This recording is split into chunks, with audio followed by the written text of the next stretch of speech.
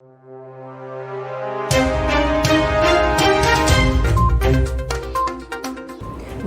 to VARINDIA News Hour.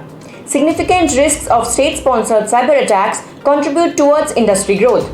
A challenging worldwide geopolitical environment exacerbated by the COVID-19 pandemic and since February 2022, the Ukraine-Russia conflict has gifted cyber attackers an uneven playing field, says global data. It says that state-sponsored attacks are a significant risk and such high threats are contributing towards increased spend on cybersecurity, with the global cybersecurity industry set to grow from $125.5 billion in 2020 to $198 billion in 2025. The last few years have shown that no one, not even specialist cybersecurity providers themselves, was safe from attack. Cyber attacks are frequent and increasingly complex, typically perpetrated by those furthering a geopolitical cause or attackers intent on making money. Companies manage an array of assets, including infrastructure, applications, endpoints, mobile devices, and cloud services, all of which are under threat. A report explains that those are not after money are often motivated by revenge, typically a disgruntled employee or disaffected customer. Other threat actors include hacktivists trying to gain attention for their cause, terrorist intent on damaging critical national infrastructure, or nation-states using cyber warfare against other countries. Maintaining the security of IT systems is a constant struggle for organizations of all types. New vulnerabilities can be uncovered at any time, and there is always the worry of an insider attack. Complex ransomware and supply chain threats will continue in the near future. The fallout from the widespread shift to remote working has not gone away. However, it is for sure that threat is here to stay. The report also highlights that securing hybrid working, coping with ransomware and continuing supply chain threats, and moving to a new zero-trust security model will drive strong growth in security spending over the next 3 years.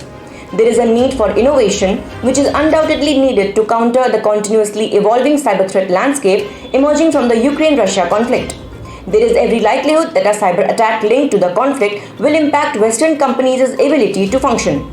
The Zero Trust security model, whose underlying principle is that no implicit trust is granted to you as a user just because you are behind the corporate firewall, is emerging as a long-term solution for organizations to data breaches. However, implementing it will take time. Let's look into today's headlines in VARINDIA. Apple launches iOS 15.5 Beta 3. After the launch of the second beta, Apple has released iOS 15.5 Beta 3 to developers. iOS 15.5 comes after iOS 15.4, which included Face ID support despite wearing masks, additional emoji, unified control support on iPad and Mac, and more. Minor internal changes as well as upgrades to the Wallet app, Apple Cash, HomePod, and the App Store are included in iOS 15.5. Universal control on iPad OS 15.5 Beta 1 is incompatible with macOS Monterey 12.3. Developers can get the new iOS 15.5 Beta 3 release via an over-the-air update in the Settings app. Atos moves its Russian services to India and Turkey. In light of the Russia-Ukraine war, French IT consulting group Atos is moving its services currently delivered from Russia to other countries, including India and Turkey. The company said that the feasibility of exiting Russia has required significant planning in terms of implications for business operations and employees based there. Atos expects the first half of the year to be affected by a continued decline in classic IT services combined with personal cost inflation and supply chain tensions. ED attaches 6.17 crore rupees of fintech firms linked to China. Officials of Directorate of Enforcement tentatively attached assets worth rupees 6.17 crore belonging to various fintech companies under the Prevention of Money Laundering Act 2002. The investigation revealed that the accused persons, along with Chinese nationals, opened various companies in the name of several various persons for the purpose of illegal transactions, offering loans and raising investments through mobile apps like Cashmaster, Crazy Rupee, Cash in Rupee Menu, etc. EssilorManufacturing sues JPMorgan for cyber theft. EssilorManufacturing, the French manufacturer of Ray-Ban glasses, is suing JPMorgan for failing to stop suspicious transactions after cybercriminals robbed $272 million from its New York account. The criminals had recruited one of its employees in Thailand to make the fraudulent transactions. In a lawsuit filed by Essilor, the company mentioned that JPMorgan should have detected, reported and blocked suspicious payments that occurred in the last few months of 2019. Apple's self-service repair is now available to US iPhone users.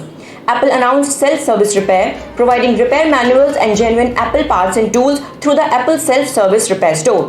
The new online store offers more than 200 individual parts and tools, enabling customers to complete repairs on the iPhone 12 and iPhone 13 lineups and iPhone SE 3rd generation, such as the display, battery, and camera.